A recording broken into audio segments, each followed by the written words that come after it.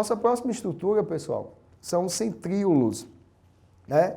Os centríolos, claro, eles são organelas, geralmente não membranosas, tá? Assim como a mitocôndria, assim como o cloroplasto, né?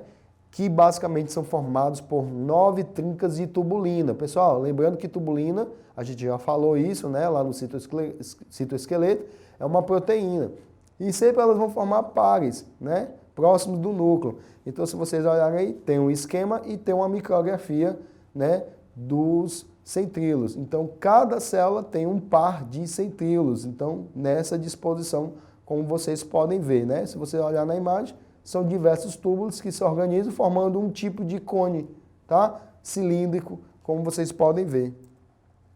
No próximo slide, vai falar um pouquinho das funções, né? Vamos lá. Funções, né? Organelas estão relacionados à divisão celular. Pessoal, a divisão celular é um processo, né? Voltando aqui para mim. A divisão celular é um processo no qual permite o quê?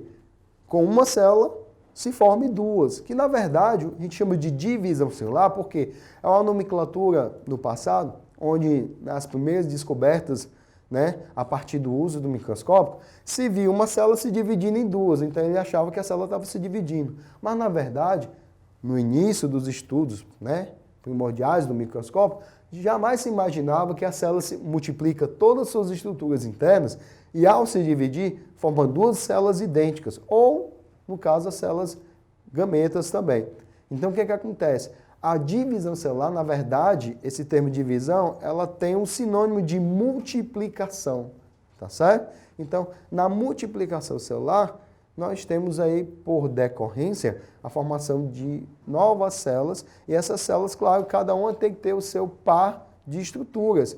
E esse par de estruturas, no caso dos centríolos, é importantíssimo para a questão dessa geração de novas células, né?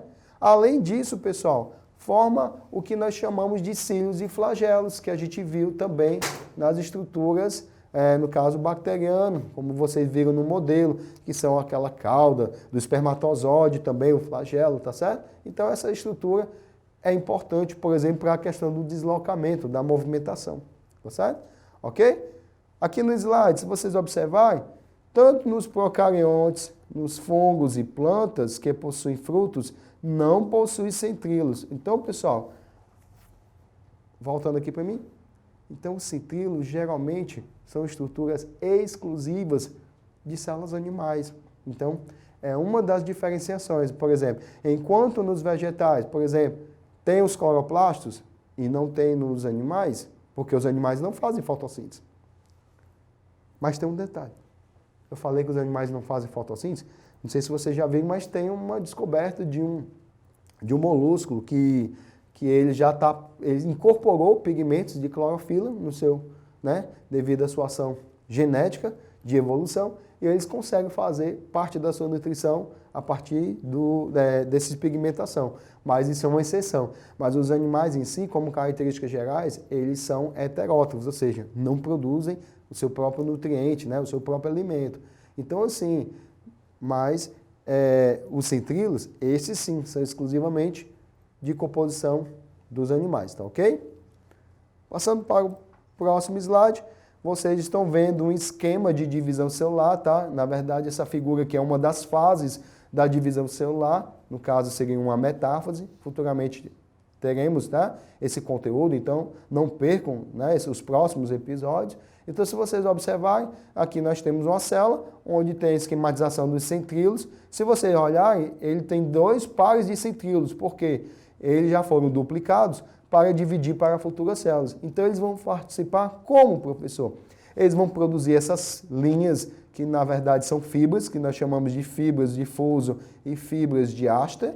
Então, essas fibras de Aster vão dar o suporte, e as fibras de fuso vão se ligar ao material genético que se encontra no meio da célula e vai exatamente parti-los, né, no meio e dividir para as 2 futuras células. Ou seja, quem vai fazer isso é exatamente essas fibras ligadas aos centríolos. Então, essa participação, pessoal, é muito importante não só para a questão da geração de novas células, como também na formação de gametas. Então, pessoal, aqui para mim, é importante ressaltar aqui, sem a participação dos centríolos, não há multiplicação de células, a gente não gera novas células, o embrião não vai se desenvolver, a gente não vai ter renovação de células no nosso organismo e nem vamos produzir gametas, tá certo? Os gametas também são produzidos a partir da participação dessas estruturas, ou seja, quem vai fazer a divisão da carga genética, com cada material ter seu, cada célula ter seu material genético, quem vai fazer isso são os centríolos